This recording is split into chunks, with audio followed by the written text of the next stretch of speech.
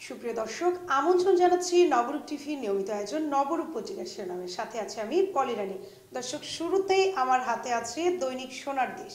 তারা প্রথম পাতায় প্রধান শিরোনাম করেছে 237 আসনে বিএনপির প্রার্থী ঘোষণা, খালেদা 3 আসনে, তারেক 1টিতে। রাজশাহী বিভাগে 39টির মধ্যে 34টি আসনে বিএনপির প্রার্থী ঘোষণা। রাজনৈতিক দলের হাতে সিদ্ধান্তের ভার ছেড়ে দিল অন্তর্বর্তীকালীন সরকার। উপদেষ্টা পরিষদের বিশেষ সভায় প্রধান উপদেষ্টা ডক্টর মোহাম্মদ ইউনূস।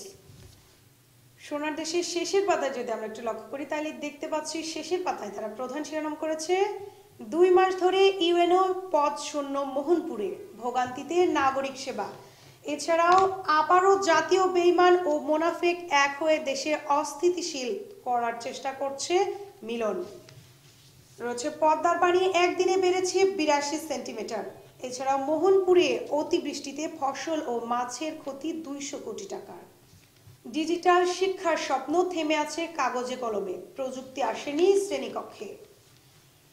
এইবারে আমার কাছে আছে দৈনিক সানশাইন পত্রিকা। তারা প্রথম পাতায় প্রধান শিরোনাম করেছে যোগ্য প্রার্থীরা মনোনয়ন পাওয়ায় উচ্ছ্বাসিত কর্মীরা। রয়েছে নওগাঁর 6টি আসনে 5টিতে বিএনপির প্রার্থী ঘোষণা। এছাড়াও রাবি সঙ্গীত বিভাগের রজত জয়ন্তী পালিত। দৈনিক সানশাইন শেষের পাতায় তারা প্রধান শিরোনাম করেছে ডিজিটাল ল্যাবে আটকে থাকে ডিজিটাল শিক্ষার স্বপ্ন। আরও রয়েছে রসুন চাষির মাথায় লোকসানের ভারী বোঝা। এছাড়াও খেলাধুলা প্রসঙ্গে তারা একটি শিরোনাম করেছে অবশেষে যেভাবে বিসিবির পরিচালক হচ্ছেন রুবাবা দৌলা। মান্দায় সারের সিন্ডিকেটের বিরুদ্ধে বিক্ষোভ সমাবেশ।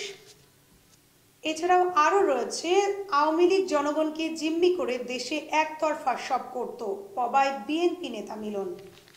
সর্বশেষ আমার কাছে আছে দৈনিক সোনালী সংবাদ। তারাও প্রথম পাতায় প্রধান শিরোনাম করেছে রাজশাহীতে মনোনয়ন পেলেন যারা, 237 আসনে বিএনপির প্রার্থী ঘোষণা। সংকটময় মুহূর্তে দাঁড়িয়ে আছে দেশ, নির্বাচনেই নির্ভর করছে গতিপথ সিইসি। এছাড়াও আরও রয়েছে কুয়াশার নরম ঘোমটা উঠেছে প্রকৃতির মুখে, রাজশাহীতে শীতের আগমনী বার্তা। আন্তর্জাতিক প্রসঙ্গে তারা একটি শিরোনাম করেছে তুরস্কের সঙ্গে সম্পর্ক আরও গভীর করতে মনোনিবেশ করছি, প্রধান উপদেষ্টা। দৈনিক সোনালী সংবাদের শেষের পাতায় আমরা দেখতে পাচ্ছি তারা প্রথম পাতায় প্রধান শিরোনাম করেছে শীতের আগমনে চারঘাটে লেপ তোষক তৈরির ব্যস্ততা, ফসল বাঁচাতে কৃষকের লড়াই। খেলাধুলা প্রসঙ্গে তারা একটি শিরোনাম করেছে ব্র্যাক ব্যাংক অপরাজেয় আলো নারী হকি টুর্নামেন্টের ফলাফল। এছাড়াও রাজশাহীতে বইমেলায় বিক্রি কম, আশাবাদী প্রকাশকরা। রয়েছে সুপেয় পানির সংকটে ইরানের রাজধানী তেহরানে। এছাড়াও তারা আরও একটি শিরোনাম করেছে নামাজরত অবস্থায় বাবাকে কুপিয়ে হত্যার অভিযোগ ছেলের বিরুদ্ধে। দর্শক, এই ছিল আমার কাছে রাজশাহী থেকে প্রকাশিত স্থানীয় কিছু পত্রিকার শিরোনামগুলো।